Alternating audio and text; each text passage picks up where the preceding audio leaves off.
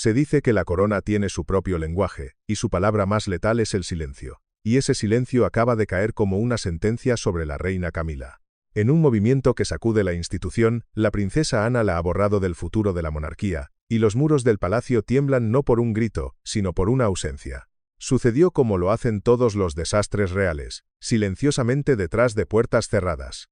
No hubo un anuncio desde el Palacio de Buckingham, ni una declaración formal que la prensa pudiera diseccionar. Solo un silencio, un vacío frío y calculado que se extendió por los pasillos dorados de la monarquía como una helada invernal. La princesa Ana, la princesa real, la guardiana estoica del deber, había tomado una decisión que nadie vio venir, una que reescribiría el futuro de la casa de Windsor. Había activado un protocolo no escrito, un poder latente que solo poseen aquellos cuya lealtad a la corona es absoluta e incuestionable. Con la precisión de un cirujano, había vetado a la reina Camila de todas y cada una de las reuniones de planificación para la coronación del príncipe William.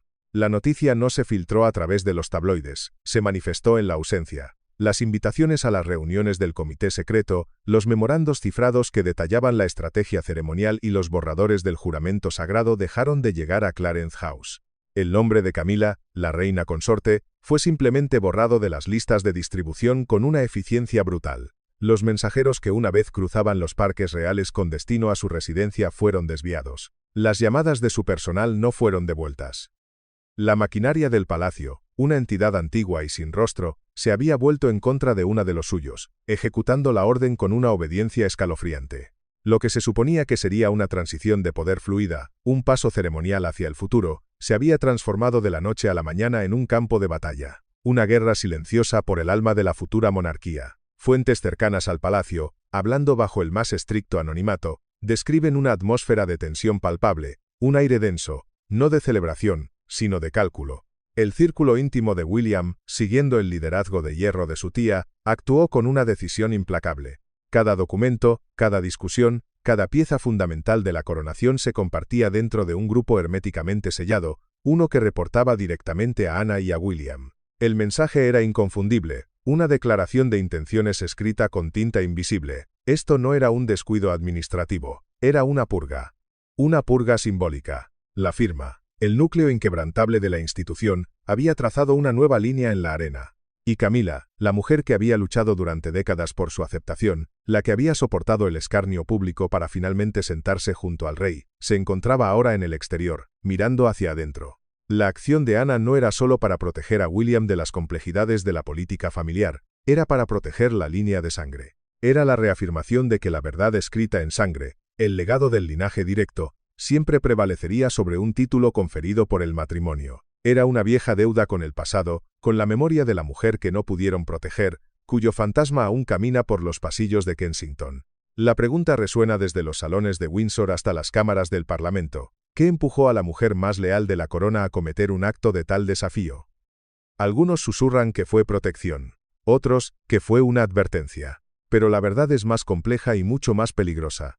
Esta fue la primera grieta visible en la fachada de la monarquía, y en el silencio que siguió a la exclusión de una reina, la corona, por primera vez en 70 años, comenzó a sangrar. La exclusión de una reina no se lleva a cabo con un grito, sino con el susurro de un protocolo reescrito. La operación fue ejecutada con una frialdad quirúrgica que heló incluso a los cortesanos más veteranos, aquellos que habían visto décadas de intrigas desarrollarse en la sombra.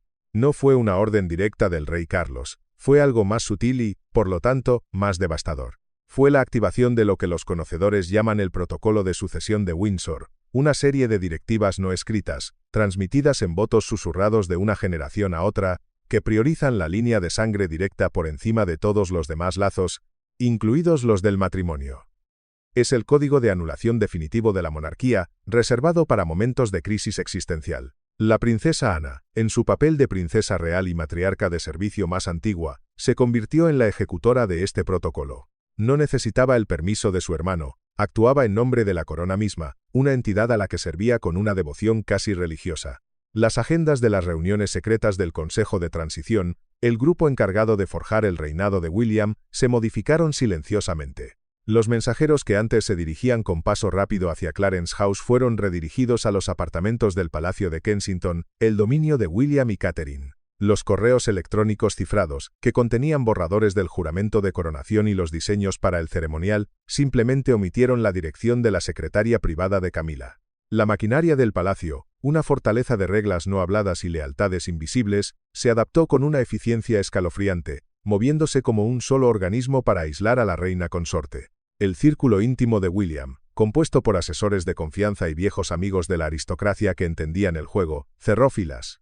Se creó una burbuja de información impenetrable. Dentro de ella, se estaba diseñando el futuro de la monarquía, un futuro que buscaba purgar las contradicciones del pasado. Fuera de ella, en los opulentos salones de Clarence House, reinaba un silencio inquietante, la calma antes de la tormenta. Pero ¿cómo se le comunica a una reina que ha sido declarada irrelevante? No se le comunica.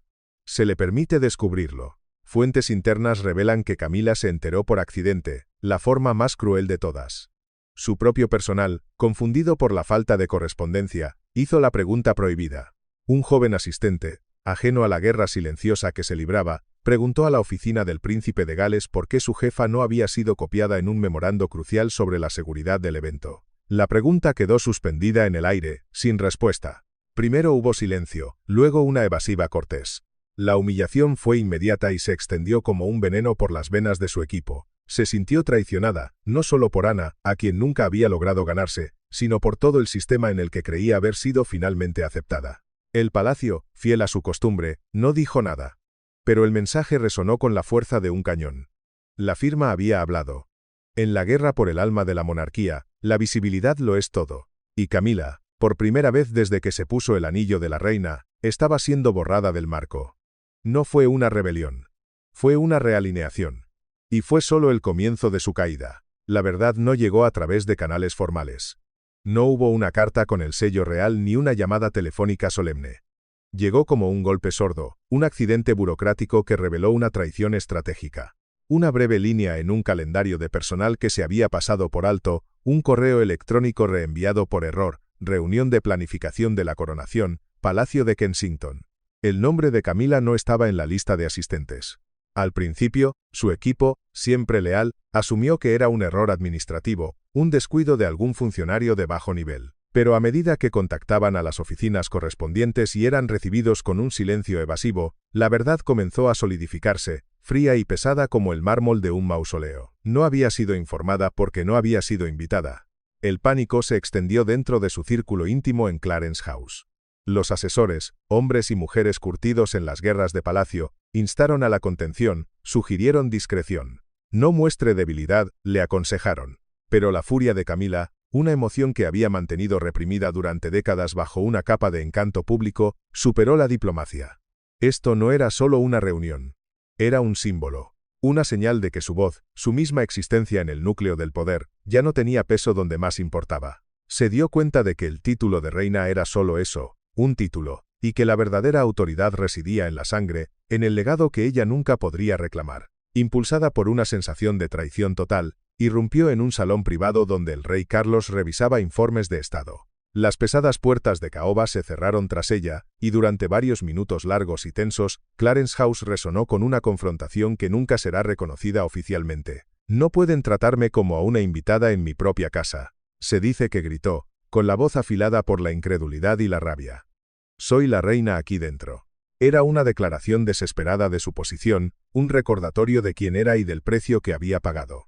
Pero Carlos, atrapado entre la lealtad a la mujer que amaba y la obediencia a la institución que gobernaba, no ofreció una defensa clara. No discutió, pero tampoco intervino. Su silencio, mucho más cortante y cruel que cualquier palabra de reproche, dejó a Camila con una verdad que ya no podía negar. En ese momento, la lealtad de su esposo no estaba con ella, estaba con su hijo. Estaba con la corona. Fue una realización que Camila, en toda su planificación estratégica, no había anticipado. Durante años, había ascendido en las filas, redefiniendo su lugar con una astucia silenciosa y un encanto público cuidadosamente cultivado. Pero ahora, los mismos muros que una vez la habían protegido se habían vuelto en su contra, transformando su hogar en una jaula dorada. Estaba sola, expuesta. Y mientras el rey permanecía en silencio, ella supo que la batalla no había hecho más que empezar. No se retiraría en silencio. No se desvanecería. Si la firma la quería fuera, tendrían que arrastrarla, luchando y gritando, fuera del escenario que creía haberse ganado por derecho propio. La Guerra Fría había terminado. La guerra abierta estaba a punto de comenzar. Para entender por qué la princesa Ana actuó con una decisión tan implacable, hay que mirar más allá de la política palaciega del momento y adentrarse en el carácter de una mujer forjada en la fragua del deber. Dentro de los círculos reales, Ana ha sido durante mucho tiempo considerada la espina dorsal inquebrantable de la monarquía, la tradicionalista con voluntad de hierro que ha servido sin espectáculo y ha perdurado sin escándalo. Ella no persigue los titulares, encarna la tradición. Y detrás de su exterior compuesto, casi impenetrable, yace una tensión profunda, a menudo pasada por alto, que ha estado gestándose durante décadas. Su relación con Camila nunca fue cálida. Nunca pudo serlo. Desde los días oscuros de las cintas de Camilla Gate hasta su eventual y calculada rehabilitación pública, Ana ha mantenido una distancia gélida, reservada y, según aquellos que la conocen bien, profundamente escéptica.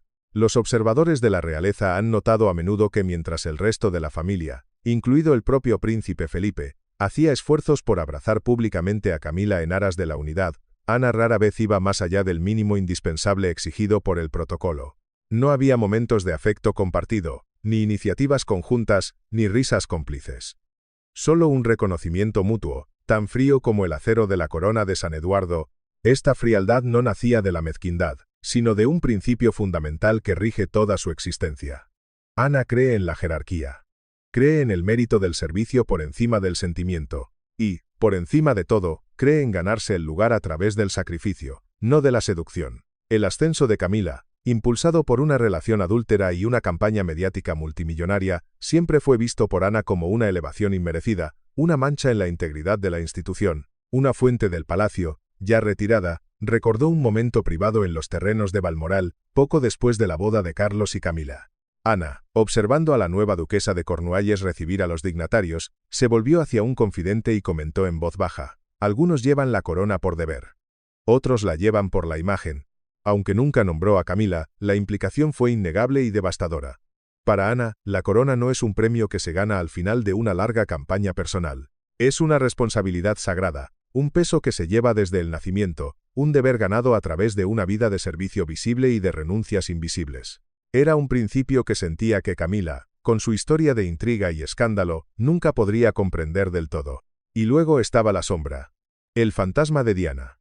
Aunque su nombre rara vez se pronuncia en estos contextos, su legado es una fuerza omnipresente en cada decisión que toma Ana. Como cuñada de la difunta princesa, Ana fue testigo de primera mano del dolor y el aislamiento de Diana dentro de la firma. Sentía, y aún siente, que la institución le debe a la memoria de la mujer que no pudieron proteger un nivel de integridad que la presencia de Camila en el corazón mismo del poder compromete irrevocablemente.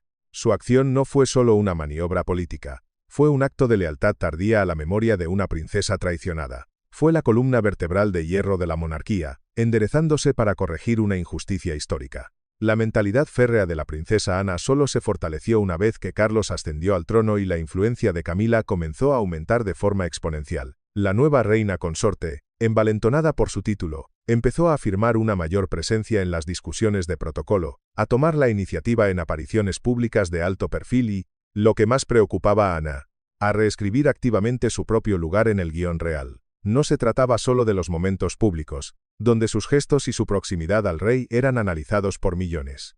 Detrás de escena, la tensión estalló durante al menos 2 eventos de estado de gran importancia. Ayudantes de palacio, con lealtades divididas, informan que Ana intervino de manera directa y cortante cuando Camila intentó dirigir partes de los procedimientos ceremoniales, un papel tradicionalmente reservado a la realeza de sangre. Un momento particularmente tenso, que ahora se susurra en los pasillos como una leyenda, ocurrió durante una recepción diplomática en el Palacio de Buckingham. Según los informes, Ana interrumpió a Camila a mitad de una discusión con un enviado extranjero de alto rango, tomando el control de la conversación y redirigiéndola con una autoridad glacial. No fue un acto de dominio personal, fue una corrección de protocolo, una reafirmación de los límites invisibles que Camila parecía decidida a cruzar. A los ojos de Ana, la reina consorte estaba confundiendo su papel de apoyo con uno de liderazgo, un error fundamental que amenazaba con desdibujar la línea de sucesión y debilitar la percepción pública de la monarquía. Fue entonces cuando Ana comenzó a advertir a William en privado. En una serie de conversaciones discretas, lejos de los oídos de los cortesanos y de su propio padre, la princesa real se convirtió en la consejera silenciosa de un futuro rey. Le aconsejó, no como tía, sino como un soldado veterano de la firma, que la creciente audacia de Camila no era un simple error de juicio, sino una interferencia estratégica. Le explicó que la monarquía dependía de un delicado equilibrio de poder y percepción, y que cualquier movimiento que sugiriera que el poder podía ser adquirido a través de la influencia personal, en lugar de heredado por derecho divino, era una amenaza existencial. Ana temía que, si no se controlaba, la influencia de Camila podría crear una corte paralela, una fuente de poder alternativa leal a ella y no a la corona. Esta advertencia se convirtió en un punto de inflexión. Aunque no está confirmado, los conocedores de la realeza ahora creen firmemente que estas conversaciones privadas plantaron las primeras y más profundas semillas de la exclusión de Camila. No se trataba de una aversión personal, sino de una preservación estructural. Ana veía el creciente papel de Camila no como un apoyo al trono, sino como un desafío directo a su legitimidad. Y con William preparándose para un futuro ya plagado de complejidades modernas y de un público escéptico, Ana eligió proteger ese futuro con un acto de desafío silencioso, un movimiento calculado con la precisión fría de un general en vísperas de la batalla. Lo que Ana veía venir con la claridad de una profeta, William quizás ya lo temía en lo más profundo de su ser. Un escalofriante intercambio privado entre él y Camila, solo unas semanas antes, lo demostraría. La atmósfera entre William y Camila había sido tensa durante algún tiempo, una cortesía forzada que apenas ocultaba años de historia no resuelta. Pero fue durante una reunión privada en Clarence House, solicitada por el propio príncipe de Gales, cuando las tensiones, largamente contenidas, finalmente rompieron la superficie. William, siempre el diplomático en público, el hijo obediente que había caminado detrás del ataúd de su madre y luego había aceptado a su reemplazo, había llegado a un punto de quiebre. Detrás de puertas cerradas, la máscara de la aceptación se deslizó. Había observado a Camila adentrarse cada vez más en los espacios ceremoniales, hablar con una creciente autoridad sobre asuntos que él sentía que le pertenecían a él y a su padre, y aparecer en momentos que, en su opinión, pertenecían al futuro, no al pasado manchado de su padre. Su incomodidad ya no era un conflicto interno, se estaba convirtiendo en una preocupación constitucional. Así que solicitó la reunión. No como un yerno, sino como el príncipe de Gales preparándose para su propia ascensión. Estaba destinada a ser una conversación, una súplica por establecer límites antes de que fuera demasiado tarde. Se convirtió en un choque de voluntades que cambiaría el curso de la monarquía. Según una fuente excepcionalmente cercana a William, este se dirigió a Camila de manera directa pero respetuosa. Le explicó que, con la planificación de la coronación ya en marcha, necesitaba espacio. Espacio para definir su reinado, para establecer su propio tono, y un espacio que no estuviera ensombrecido por una madrastra cuya presencia, aunque alguna vez fue necesaria para la estabilidad de su padre, había comenzado a sentirse intrusiva. Le pidió explícitamente que no asistiera a las reuniones preparatorias clave, en particular a aquellas que involucraban el diseño simbólico y ceremonial de su coronación. No la acusó. No la avergonzó. Simplemente le pidió que diera un paso atrás, que le permitiera convertirse en el rey que estaba destinado a ser. Pero Camila, que había pasado 30 años luchando para llegar a esa misma mesa, no se lo tomó a la ligera. Según los informes, sonrió, una sonrisa que no llegó a sus ojos, y con un tono que mezclaba diversión y una mordacidad apenas velada, dijo: «Todo es tradición simbólica, querido. Nada más». No fue solo un desaire, fue una negación. Una negación del peso sagrado que William intentaba llevar. Una negación de que este momento ya no era de ella ni de Carlos, sino de la siguiente generación. Fue entonces cuando William, inusualmente tajante, con la voz baja pero cargada de la autoridad de 1000 años de reyes, respondió con una frase que ahora resuena por los pasillos del palacio como un eco fantasmal. «Este no es tu trono para moldear». La frase aterrizó como un trueno en el silencio del opulento salón. No hubo gritos, solo una pausa pesada y cargada. Y luego, según el informante, una partida silenciosa. William no esperó su réplica. Se levantó, hizo una leve inclinación de cabeza y se fue. Había trazado una línea en la arena, no con ira, sino con la fría certeza de un rey. La batalla por el futuro de la corona había comenzado, y el hijo de Diana, por fin, había elegido su bando. Al día siguiente de su gélida confrontación en Clarence House, el príncipe William se reunió en privado con la princesa Ana en un lugar no revelado, lejos de las miradas indiscretas de Londres. El momento no fue una coincidencia, fue una declaración. La conversación con Camila había sido el catalizador final, la prueba irrefutable que solidificó las advertencias de Ana. La negación de Camila a reconocer la gravedad sagrada del momento, su insistencia en verlo como una simple tradición simbólica que podía manipular a su antojo, confirmó los peores temores de William. Ella no veía la coronación como una transición sagrada del poder de una generación a la siguiente, la veía como otra oportunidad para solidificar su propia posición, para cimentar su legado sobre las cenizas del de Diana. Con el acuerdo total y el respaldo incondicional de Ana, se tomó la decisión. No fue una petición, sino un decreto. Un decreto del príncipe. Camila sería excluida de toda la planificación futura de la coronación. No habría más discusiones, ni más negociaciones. La puerta se había cerrado. Pero no se lo informaron. No de inmediato. La elección fue deliberadamente estratégica, una lección aprendida de las brutales guerras de palacio de los años 90. En el mundo de la monarquía, las acciones silenciosas son las más decisivas, las más letales. Anunciar la decisión habría provocado una guerra abierta.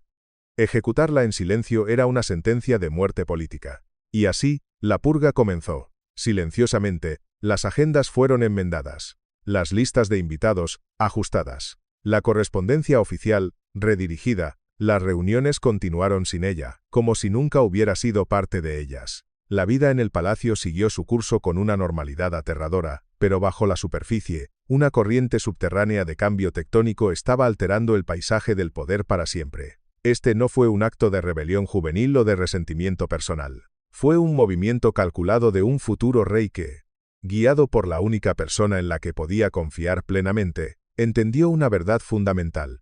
Para proteger la corona, a veces hay que actuar con la frialdad de un cirujano, extirpando la parte enferma para salvar al cuerpo. Ana proporcionó la justificación histórica y el peso institucional. Su presencia legitimó la acción, transformándola de un conflicto familiar en un acto de preservación de la corona. William proporcionó la autoridad innegable como el heredero directo, el futuro de la línea de sangre. Juntos, formaron lo que los historiadores del futuro podrían llamar el Consejo Silencioso de Dos, una alianza forjada en la necesidad y cimentada en una visión compartida de lo que la monarquía debía ser. Estaban realineando la institución no por la fuerza, sino por la historia, no por ambición, sino por la sangre. Y, sobre todo, por la necesidad de presentar un frente unificado y legítimo a una nación y a un mundo que observaba cada uno de sus movimientos. Habían trazado la línea, y Ana, la centinela de la tradición, la había fortificado. Mientras actuaban con una discreción implacable, no estaban preparados para la virulencia de la respuesta de Camila cuando finalmente descubriera, por accidente, que había sido marginada, borrada y, en esencia, exiliada dentro de los muros de su propio reino. La confrontación con Carlos fue la culminación de la furia de Camila. Después de descubrir su exclusión accidental, se dio cuenta de que su poder, tan cuidadosamente construido sobre los cimientos de la influencia personal y la proximidad al rey, era frágil, casi ilusorio. Su única defensa, su único recurso, era el propio monarca. Pero cuando lo enfrentó en la tensa quietud de su estudio privado en Clarence House, se encontró no con un aliado dispuesto a luchar por ella, sino con un rey atrapado entre dos lealtades irreconciliables. Carlos escuchó su airada protesta, su incredulidad ante la audacia de su propia hermana y su hijastro. Vio el dolor genuino y la profunda humillación en los ojos de su esposa. Pero también vio, con la claridad del deber que ahora pesaba sobre sus hombros, la lógica ineludible en sus acciones. El futuro de la monarquía, la supervivencia misma de la Casa de Windsor en un siglo XXI escéptico, descansaba enteramente sobre los hombros de William. Cualquier cosa que amenazara esa transición, cualquier percepción de discordia interna, de ilegitimidad o de influencia indebida, era una amenaza existencial para la institución a la que había dedicado su vida y por la cual había renunciado a la mujer que realmente amaba. Su silencio en esa habitación no fue un acto de cobardía, como algunos podrían susurrar. Fue una dolorosa y silenciosa aceptación de la realidad. Fue el rey eligiendo la corona sobre la reina. Su lealtad, en ese momento crucial, tenía que ser para la institución, y la institución, en ese instante, era sinónimo de William. Para Camila, este silencio fue más devastador que cualquier argumento, más cortante que cualquier grito. Confirmó su mayor y más profundo temor, que a pesar del título de reina, a pesar de los años de servicio calculado y de sonrisas públicas, siempre sería, en el fondo, la otra mujer. Sería una adición a la familia, una consorte, pero nunca una parte fundamental de su línea de sangre, de su historia sagrada. Se dio cuenta de que Carlos, el hombre por el que había sacrificado su reputación y esperado en la sombra durante décadas, no la protegería de su propio hijo. No podía. El poder había cambiado de manos, no a través de una abdicación, sino a través de un realineamiento silencioso de la lealtad. Y ella, la reina consorte, había quedado expuesta, vulnerable y completamente sola. La conversación, si es que se le puede llamar así, terminó sin resolución, sin consuelo. Dejó una herida abierta y purulenta en el corazón de la pareja real, una grieta que quizás nunca sanaría. Marcó el verdadero comienzo de la Guerra Fría dentro de los muros del palacio, una guerra en la que Camila ahora entendía que lucharía sola. El silencio de su esposo no fue una neutralidad, fue una sentencia. Y en ese silencio, ella escuchó el eco del portazo final a sus ambiciones. Su lugar en la historia, se dio cuenta con horror, no estaba asegurado, estaba siendo borrado ante sus propios ojos. Aún tambaleándose por la doble traición de su hijastro y su propio marido, Camila no se retiraría a su jaula dorada en Raymond House en silencio. Una vida entera luchando en las sombras le había enseñado una cosa: la supervivencia. Detrás de las puertas cerradas de Clarence House, comenzó a movilizar a su leal equipo. El ambiente cambió de la incredulidad y el control de daños a una fría y calculada represalia. Se plantearon planes en susurros urgentes, estrategias para una guerra que no se libraría en el campo de batalla, sino en las páginas de la prensa y en la corte de la opinión pública. Se habló de entrevistas exclusivas con periodistas amigos, cuidadosamente seleccionados por su simpatía hacia ella en el pasado. Se discutieron filtraciones sutiles a la prensa sobre la crueldad y la ingratitud del nuevo régimen de William y Anna, presentándolos como figuras vengativas y anticuadas, desconectadas de la compasión y la modernidad. Se programaron apariciones públicas en eventos benéficos, diseñadas para recordar a la nación quién era ella, la reina trabajadora y dedicada, y por qué su presencia importaba. Se elaboró una contraestrategia, no para exponer abiertamente la fractura, lo que sería un suicidio político, sino para reclamar su influencia dentro de ella, para sembrar la duda y la discordia. El objetivo era claro y despiadado: pintar a Anna como una reliquia celosa, una mujer amargada aferrada a rencores del pasado, y a William como un heredero frío y fácilmente influenciable, un títere en manos de su tía, incapaz de mostrar la compasión que se espera de un futuro rey. Se prepararon dosieres, no con mentiras, sino con verdades a medias y viejas historias sacadas de contexto, recordando las propias indiscreciones pasadas de Anna, su divorcio, sus relaciones tensas dentro de la familia.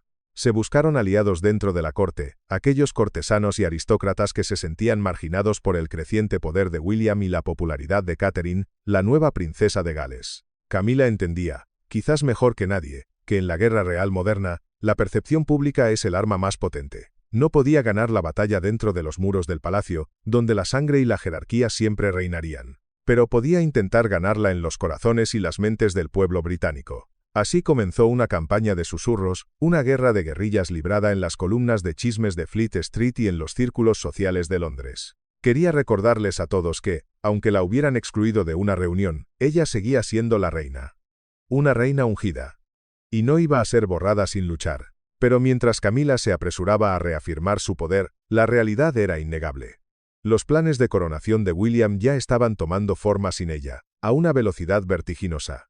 El círculo se había cerrado. Se estaban tomando decisiones, se estaban forjando alianzas, y la narrativa, una vez tan cuidadosamente moldeada para incluirla y legitimarla, estaba siendo reescrita a cada minuto sin su consentimiento. Estaba perdiendo la batalla más importante, la batalla por la relevancia. Y en el vacío que ella dejó, otra figura estaba ascendiendo, silenciosa pero inexorablemente. Mientras el ruido en torno a la exclusión de Camila crecía detrás de las puertas cerradas del palacio, otra figura captaba la atención sin pronunciar una sola palabra. Catherine, la princesa de Gales, nunca había exigido espacio, simplemente lo ocupaba con un poder tranquilo, una autoridad innata que no provenía de su título, sino de su carácter. Mientras otros competían por la influencia, ella se la ganaba con una gracia y una precisión que desarmaban a sus críticos. Según el personal de alto rango del palacio, aquellos que han servido a varias generaciones de la realeza, la presencia de Catherine en las primeras reuniones de la coronación de William no fue performativa, fue fundamental. Desde el principio, aportó ideas que moldearon el tono mismo de la ceremonia. Su enfoque no estaba en la tradición por la tradición, sino en la resonancia, en hacer que el momento importara para una nueva generación que veía la monarquía con escepticismo. Fue ella, según susurros desde dentro del comité, quien propuso integrar las voces de los jóvenes líderes de la Commonwealth en la procesión de la coronación, un gesto simbólico de inclusión y futuro. Fue ella quien sugirió un homenaje a la reina Isabel II que mezclaba la grandeza de la tradición con un propósito de cara al futuro, enfocándose en su legado de servicio. Y fue su comportamiento, tan modesto pero inquebrantable, tan respetuoso pero firme, lo que se ganó el respeto incondicional de todos los asesores en la sala. A diferencia de Camila, cuyos movimientos se habían vuelto cada vez más visibles y, Por lo tanto, cada vez más cuestionados, Catherine operaba con un ritmo tranquilo que no generaba resistencia. Su influencia no se declaraba. Se sentía. Ayudantes de palacio la describieron como deliberada, reflexiva y totalmente en sintonía con William. No se comunicaban con la jerarquía de un rey y su consorte, sino con la fluidez de una verdadera asociación. Un informante de Kensington señaló que donde William proyectaba la fuerza y la autoridad del futuro monarca, Catherine proporcionaba la estabilidad y la conexión emocional. Juntos, eran una fuerza dual que ahora estaba moldeando la coronación de formas que pocos habían esperado. No hubo fanfarria en torno a su ascenso, ni focos, solo una presencia constante y tranquilizadora. El palacio no necesitó anunciar su papel, el país ya lo entendía. El público, cansado de escándalos y disonancias, encontró algo sólido en la ascendencia de Catherine. Su imagen, pulida pero accesible, lograba un raro equilibrio, deber sin ego, elegancia sin intrusión. Datos de encuestas internas, distribuidos en secreto entre los más altos cargos, confirmaron lo que los asesores de palacio ya habían intuido: la gente no respondía a los títulos ni al linaje, sino a la autenticidad. Y en esa autenticidad, Catherine se estaba convirtiendo en algo que Camila nunca logró ser del todo: la encarnación de la confianza real. Lo que lo hacía más conmovedor era que Catherine nunca buscó desplazar a nadie. No era una rival para Camila, era simplemente un reflejo del futuro inevitable de la monarquía y, quizás, un recordatorio de su pasado más noble. En los sutiles cambios de poder que ocurrían tras las puertas de palacio, quedó claro para todos los implicados: la futura reina no estaba esperando a ser coronada. Ya estaba actuando como una.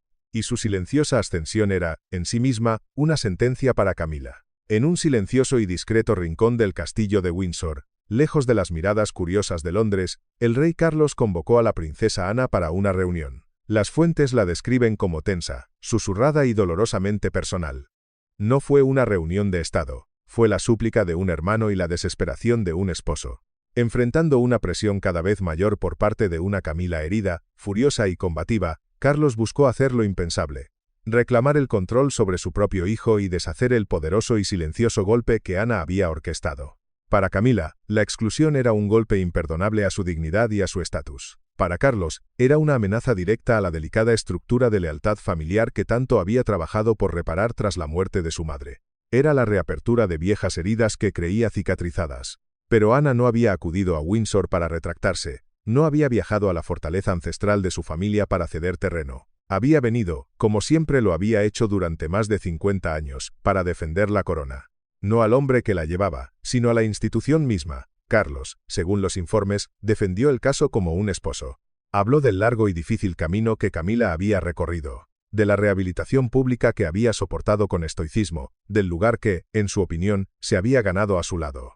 Apeló a la lealtad familiar, a la unidad, al recuerdo de su madre, quien siempre había puesto la paz familiar por encima de las disputas personales. Ella es mi esposa, dijo, y su voz, normalmente tan controlada, estaba teñida de una mezcla de tristeza e insistencia. No era solo una declaración de hecho, era una súplica. Le estaba pidiendo a su hermana que viera a la mujer, no solo a la figura controvertida. Le estaba pidiendo que eligiera el amor sobre el protocolo.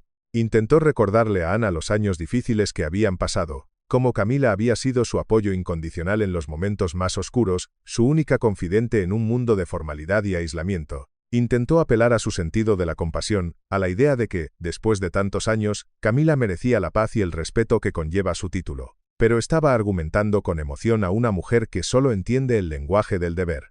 El aire en la habitación privada, adornada con retratos de sus antepasados, se hizo denso, cargado con el peso de décadas de historia no resuelta, de celos, traiciones y lealtades divididas. Por primera vez en su reinado, Carlos, el rey, no estaba dando una orden, estaba pidiendo un favor. Y Ana, la princesa real, la centinela de la tradición, estaba a punto de recordarle los estrictos y crueles límites de su poder, incluso como monarca. La confrontación final, la que decidiría el futuro de la reina consorte, estaba a punto de tener lugar. Ana no levantó la voz. No lo necesitaba.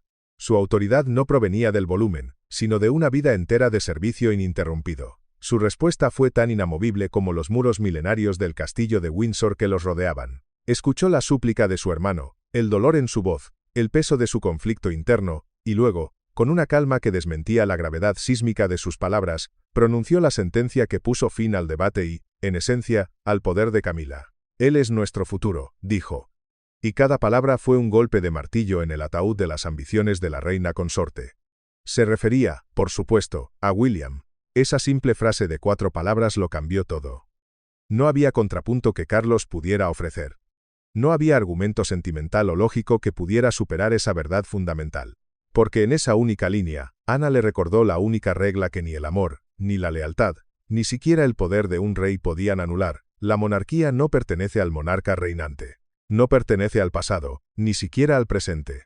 Pertenece a lo que está por venir. Pertenece a la línea de sangre. Carlos, envejeciendo, cada vez más consciente del túnel que se estrechaba ante él y del juicio de la historia, se quedó en silencio. Un silencio profundo y pesado. En ese momento, no solo había fracasado en influir en su hermana, la única persona cuya lealtad a la corona rivalizaba con la suya. Se había confirmado a sí mismo, con una claridad dolorosa, cuán limitado era ahora su alcance. Camila, la mujer que una vez fue su mayor consuelo en la tormenta, se había convertido ahora en un punto de fractura dentro de su propia línea de sangre, una amenaza a la transición pacífica del poder a su hijo. El silencio entre ellos se espesó, lleno de palabras no dichas y de décadas de resentimiento. Carlos debió saber en ese momento que no podía ganar esta batalla. No podía arriesgar una guerra civil dentro de su propia familia por una mujer que, a los ojos de la institución, siempre sería una extraña. Ana no se había presentado a esa reunión como una hermana suplicante, se había presentado como una centinela, impasible, sin remordimientos. Una guardiana de la tradición que veía más allá de los sentimientos personales y solo veía el frío cálculo de la supervivencia institucional. Cuando el momento de silencio se hizo insoportable, se levantó. Hizo una breve y formal inclinación de cabeza a su rey y hermano, y se fue sin decir otra palabra. No hubo declaración pública. No hubo un comunicado de prensa buscando la reconciliación. La reunión había terminado. Y con ella, cualquier ilusión de que la unidad detrás de los muros del palacio todavía existía. Lo que quedaba era una tormenta. Ana había hecho su jugada. William había hecho su elección. Y Carlos, a pesar de su título y su corona, estaba empezando a comprender la dura verdad del poder dentro de la monarquía. No se hereda para siempre. Se presta por tradición, se custodia por la sangre, y lo remodelan aquellos dispuestos a proteger su significado, sin importar el costo personal. La sentencia final había sido dictada. Finalmente, el palacio habló. Pero no dijo nada. En un movimiento clásico de la firma, se emitió una declaración pública diseñada no para informar, sino para ofuscar. Se buscaba minimizar la disputa interna que amenazaba con devorar a la monarquía desde dentro, pero detrás de su fachada de calma y control, yacía el caos, la división y una lucha de poder tan brutal que amenazaba con resquebrajar los mismos cimientos de la institución. El anuncio fue breve, pulido hasta el extremo y deliberadamente desprovisto de detalles, tal como la maquinaria de relaciones públicas del palacio pretendía. Publicado discretamente en los canales reales oficiales, a última hora de la tarde para minimizar su impacto en los informativos de la noche, hacía una vaga referencia a la coordinación continua entre los miembros de la realeza de alto rango en apoyo de Su Alteza Real el Príncipe de Gales. Sin nombres. Sin detalles específicos de las reuniones. Y lo más notable, lo más atronador, fue la ausencia total, la omisión calculada, de cualquier mención a Su Majestad la Reina Camila. El lenguaje, aunque diplomático y anodino en la superficie, fue instantáneamente diseccionado por los comentaristas reales y los analistas de medios de todo el mundo. La frase en apoyo del Príncipe de Gales se convirtió en el punto focal de cada titular, de cada debate. En el arcano mundo del lenguaje de palacio, una omisión es tan potente como una declaración de guerra, y la ausencia de Camila en ese comunicado fue ensordecedora. Para aquellos que sabían leer entre líneas, fue la confirmación oficial. La reina consorte había sido formalmente marginada, y la institución, con una frialdad implacable, no iba a dar ninguna explicación. Dentro de los muros del palacio, el ambiente era cualquier cosa menos sereno.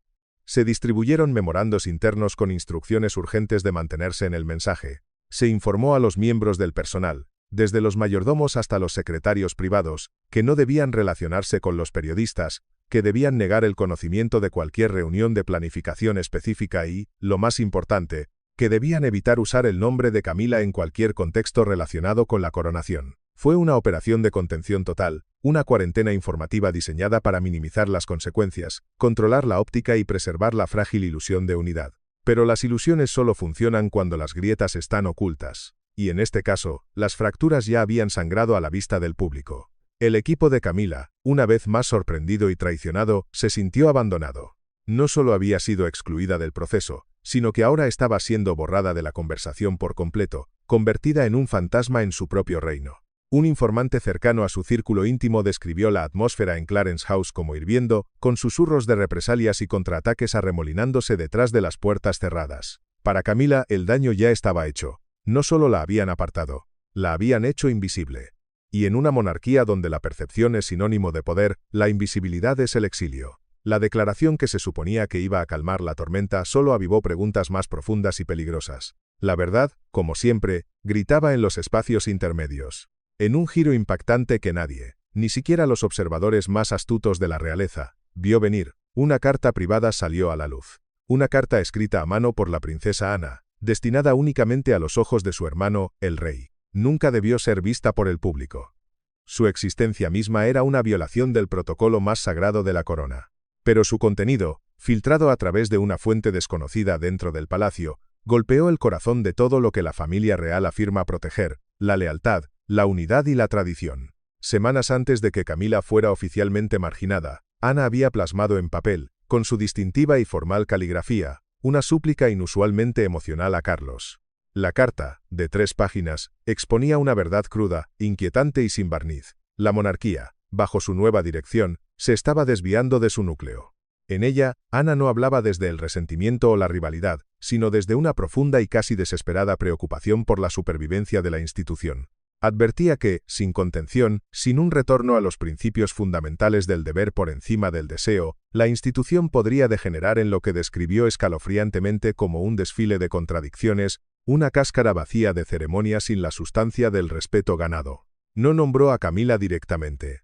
No necesitaba hacerlo. La carta era una obra maestra de la implicación.